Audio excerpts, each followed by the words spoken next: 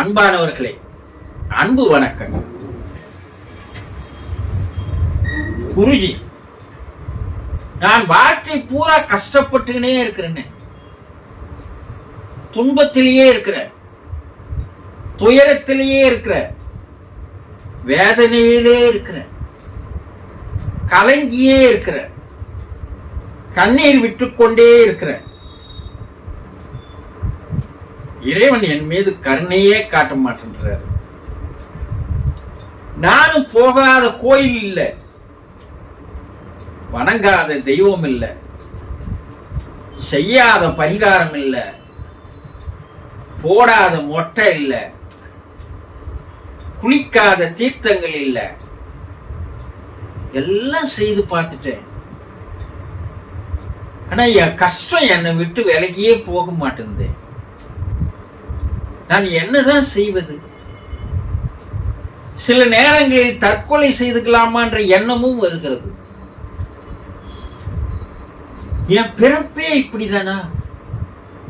நான் பிறந்தத்திலிருந்து இறக்குற வரைக்கும் இந்த கஷ்டத்திலேயே இருந்துதான் நான் இறந்து போகணுமா? மற்றவங்க எல்லாம் நல்லா இருக்காங்களே, வசதியா இருக்கிறாங்க, சந்தோஷமா இருக்கிறாங்க, நிம்மதியா இருக்கிறாங்க. நான் மட்டும் ஏன் குருஜி இது போல நான் கஷ்டப்பட்டுக்கிறேன்? யார்கிட்ட கேட்டாலும் அதுக்கு சரியான பதில் இல்லை. என்ன மேல மேல குழப்புறாங்க.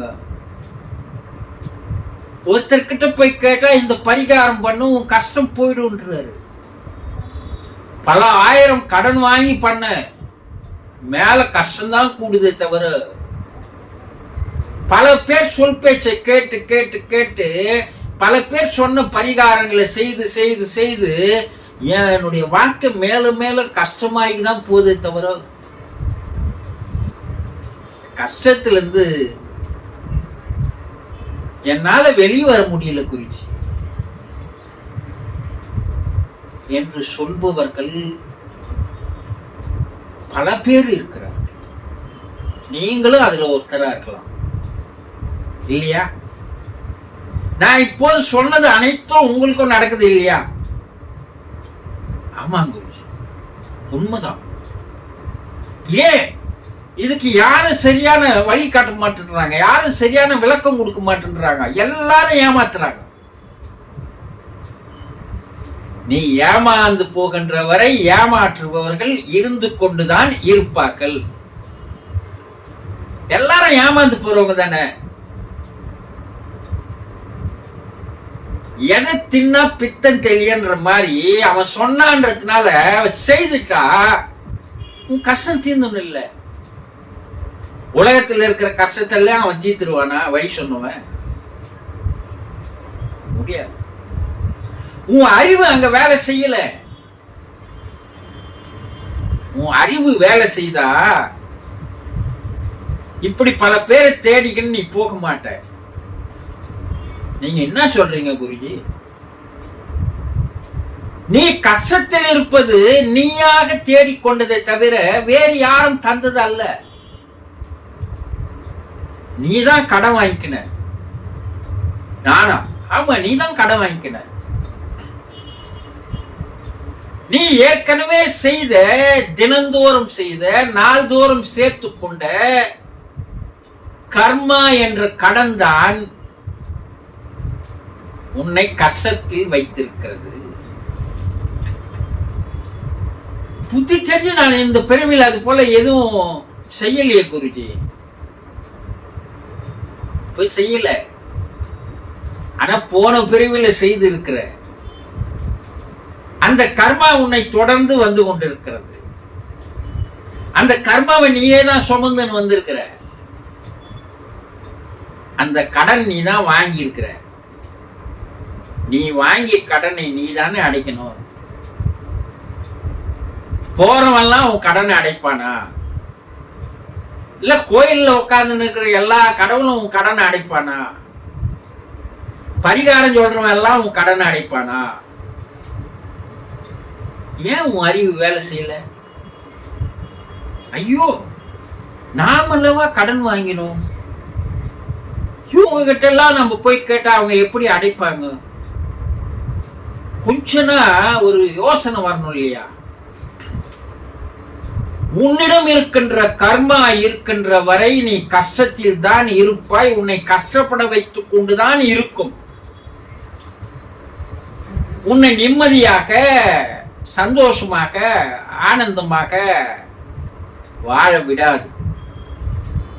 ஏனென்றால் நீ போட்டுக்கொண்ட விதைகள் எல்லாம் கருவேல மரங்களாக தான் வளர்கிறதே தவிர அது ஒரு தென்னை மரமாக வளரவில்லை. நீ போட்ட விதை அது. நீ மகசூல் கொடுக்கக்கூடிய விதைகளை நீ போடவில்லை. நீ புண்ணியங்களாக சேர்த்துக் கொள்ளவில்லை. நீ எதற்கும் உதவாத விதைகளை நீ சேர்த்துக் கொண்டாய். பாவங்கள் என்ற விதைகளை நீ சேர்த்துக் கொண்டாய். அது விளைச்சலை தந்துதானே ஆகும். போட்ட விதை முளைக்காத இருக்குமா? முளைக்கத்தானே செய்யும். அப்போ உன்னுடைய கர்மா எப்போது நீ கலைகிறாயோ, எப்போது கர்மாவை கரைக்கிறாயோ, வாங்கிய கடனை எல்லாம் எப்போது அடைக்கிறாயோ, எப்போது கர்மா இல்லாத, கடன் இல்லாத நிலைக்கு நீ வருகிறாயோ, அதற்கு உண்டான வழியை அல்லவா நீ தேடணும். நான் நிறைய கடன் வாங்கிட்டேன், உடனே என்னால் அடைக்க முடியாது. சரிதான். நாள்தோறும் கொஞ்சம் கொஞ்சமா அந்த கடனை அடைச்சுக்கினே வந்தா ஒரு காலகட்டத்துக்கு அப்பால் அந்த கடன் இல்லாத போயிடும் இல்லையா? இது ஏன் நீ சிந்திக்க மாட்டேன்ற? உன் புத்தி ஏன் அங்க வேலை செய்யல? அப்போ ஒரே முழுமையாக உன்னுடைய கர்மாவை நீ கரைத்துக் கொள்ள முடியாது. நாள்தோறும் கொஞ்சம் கொஞ்சமா கரைப்பதற்கு உண்டான வழி எது என்று நீ கண்டுபிடித்து விட்டால், உனக்கு தெரிந்து விட்டால், அதை தெரிந்தவரிடம் நீ கேட்டு பின்பற்றினால் ஒரு குறிப்பிட்ட காலத்திற்குள் கர்மா இல்லாத நிலை உனக்கு ஏற்படும். மறுபடியும் கர்மாவை சேர்க்காத நிலை உனக்கு கிடைக்கும். வாங்கிய கடனை அடைச்சிடுவ, கடன் வாங்காது இருப்ப. ரெண்டுமே நில் பேலன்ஸ் ஆயிடுச்சுன்னா உன் கஷ்டம்லாம் உன்னை விட்டு பறந்து போயிடும். துன்பம் என்பது இருக்காது, துயரம் என்பது இருக்காது. நீ வாழ்க்கையில சந்தோஷமாக, ஆனந்தமாக நீ வாழ்வாய். இதை தெரிந்து கொள்ளாமல், இதை புரிந்து கொள்ளாமல் நீ எத்தனை வருடங்கள் ஆனாலும், எத்தனை கோயில்களுக்கு போனாலும், எத்தனை சாமிகளை வணங்கினாலும், எத்தனை பரிகாரங்களை செய்தாலும் இந்த பிறப்பில் உன்னுடைய கர்மா விடாது. விடாது கருப்பு என்று சொல்லுவார்கள் இல்லையா? அது போல கர்மா உன்னை விடாது. உன்னை தொடர்ந்து வந்து கொண்டே இருக்கும். அடுத்த பிறப்பிலையும் வரும், அடுத்த பிறப்பும் இந்த கஷ்டத்திலேயே தான் போகும். இதை புரிந்து கொள்ளுங்கள். கர்மா இருக்கின்ற வரை கஷ்டம் இருக்கும். கர்மா இல்லாது போகும்போது அங்கே சந்தோஷம், ஆனந்தம் வாழ்க்கையில் கிடைக்கும். புரிந்து கொண்டீர்களா? சந்தோஷம்.